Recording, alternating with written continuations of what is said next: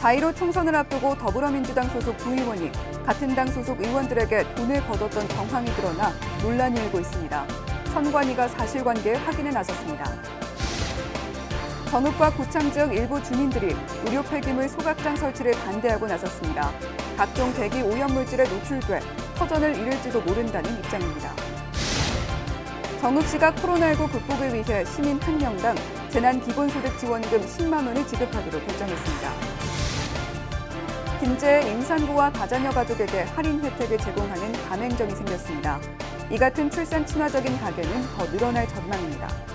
헬로티비 뉴스 전북 지금 시작합니다.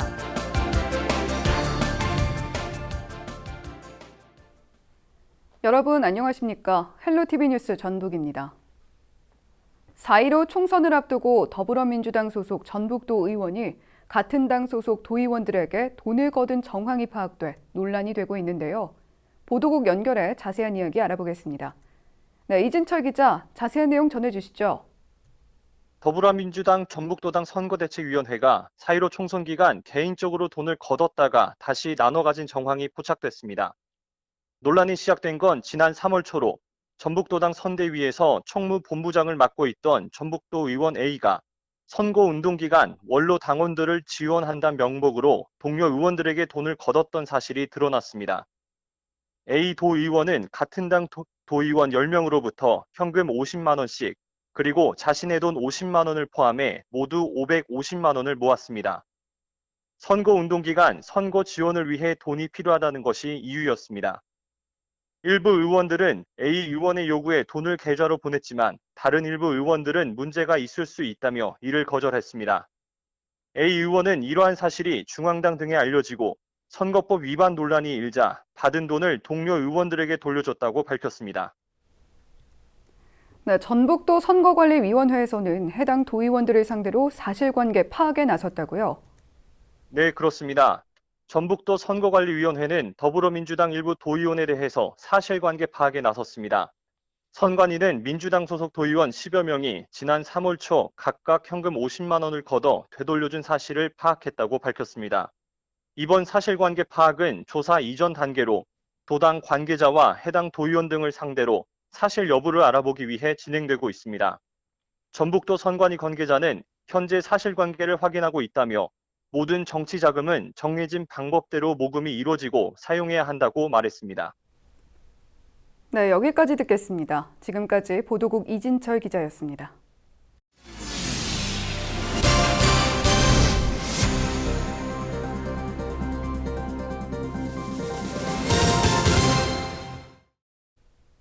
정읍 고창 주민들은 전북도청 앞에서 의료 폐기물 소각장 설치 반대를 주장하는 기자회견을 열었습니다. 의료 폐기물 소각장 설치 반대 고부 소성 성내 주민대책위원회는 소각장이 들어선다면 다이옥신과 암모니아 등 각종 대기 오염물질에 노출돼 터전을 잃을지도 모른다고 주장했습니다.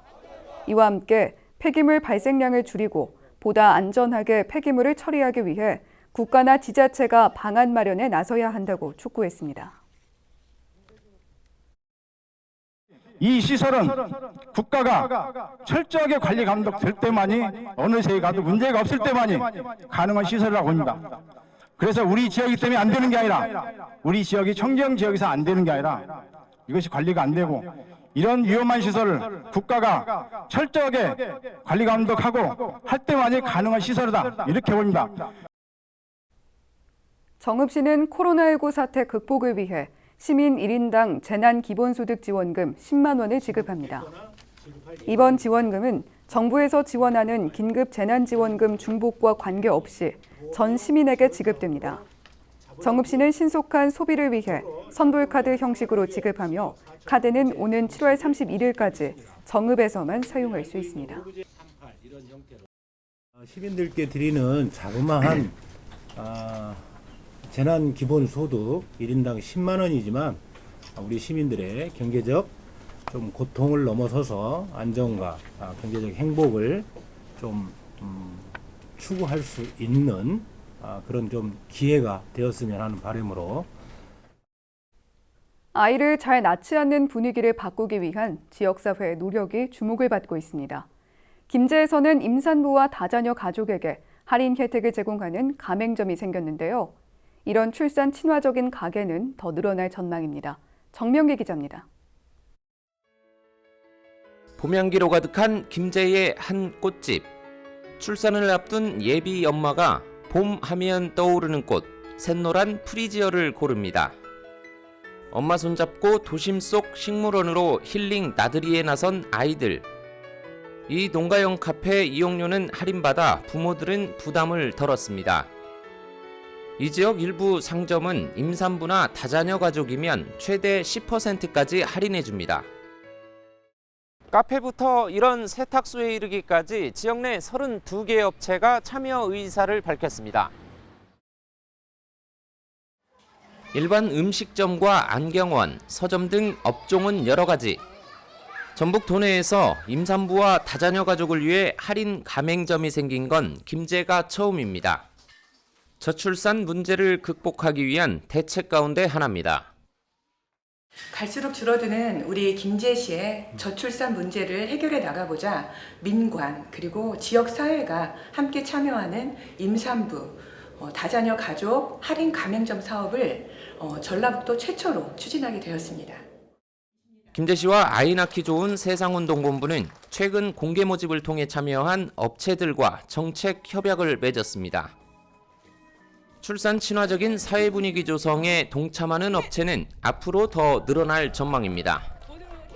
본 사업을 통해서 임산부와 다자녀 가족들이 실질적인 혜택을 누리고 이분들이 우대받는 문화와 출산 붐이 범사회적으로 일어날 수 있기를 기대하고 있습니다. 김제시는 할인 가맹점에 출산 친화업소 표지판을 나눠주고 시 홈페이지 등을 통해 홍보할 방침입니다. 아이 낳기 좋은 환경을 만들기 위한 지역사회의 노력은 경제 활성화에도 다소 보탬이 될 것으로 기대됩니다. 헬로티비 뉴스 정명규입니다.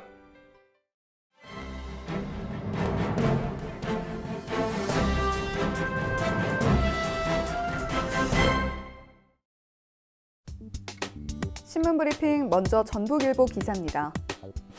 전북 경제를 지탱하던 자동차 산업의 위기가 가속화되면서 수출 실적이 반토막 났습니다. 한국무역협회 전북본부와 전주세관이 발표한 2020년 3월 전북 무역 동향에 따르면 주요 수출 품목 중 부동의 1위였던 자동차는 6위로 추락했습니다. 같은 기간 2, 3위의 수출 실적을 내던 자동차 부품은 10위까지 떨어졌습니다.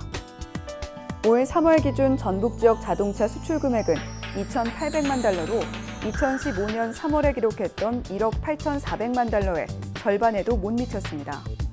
자동차 부품의 경우 2,100만 달러로 역시 6,900만 달러를 나타냈던 2015년의 실적과 큰 차이를 보였습니다.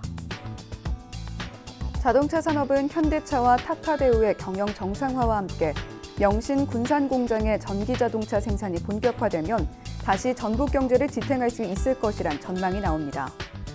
한편 다음 달 중으로 발표될 4월 통계부터는 코로나19 피해가 본격적으로 반영되면서 전북 주요 산업의 위기가 더욱 커질 것으로 보입니다. 다음은 전북 도민일보 기사입니다. 코로나19 여파가 불러온 국제 원유 가격 폭락에 전북 지역 정유 주유업계가 경영난을 호소하고 있습니다.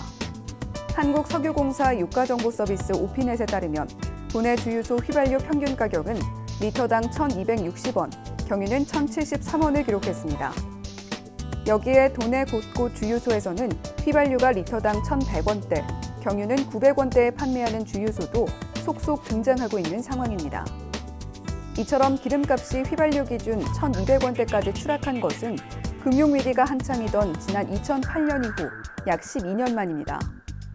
상황이 어려운 건 주유소에 석유 제품을 공급하는 정유사들도 마찬가지입니다. 곤두박질치는 국제 원유 가격에 따라 석유 제품 가격이 떨어지다 보니 정유업계의 주요 수익성 지표인 정제 마진이 덩달아 하락하기 때문입니다. 김정호 전주대 경제학과 교수는 정부가 정유업계의 위기 상황을 인식하고 관련 세금 납부 기한을 3개월가량 유예했다며 하지만 코로나19가 장기화할 경우 정유 및 주유업계는 최악의 경영 위기에 직면할 것으로 보인다고 말했습니다. 지금까지 신문브리핑이었습니다.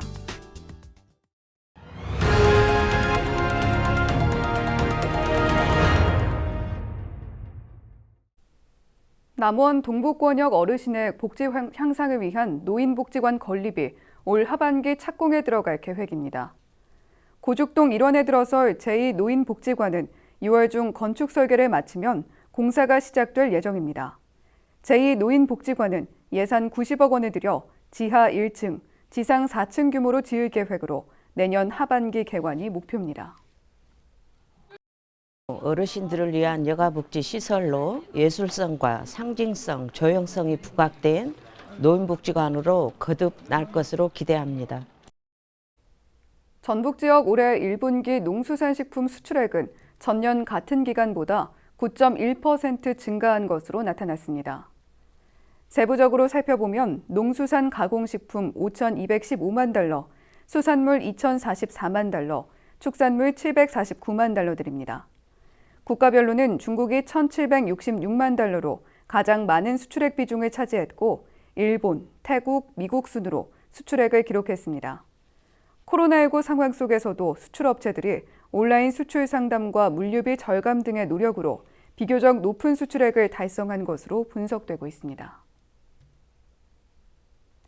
김제시와 부안군이 더불어민주당 지역위원회와 각각 당정 간담회를 가졌습니다.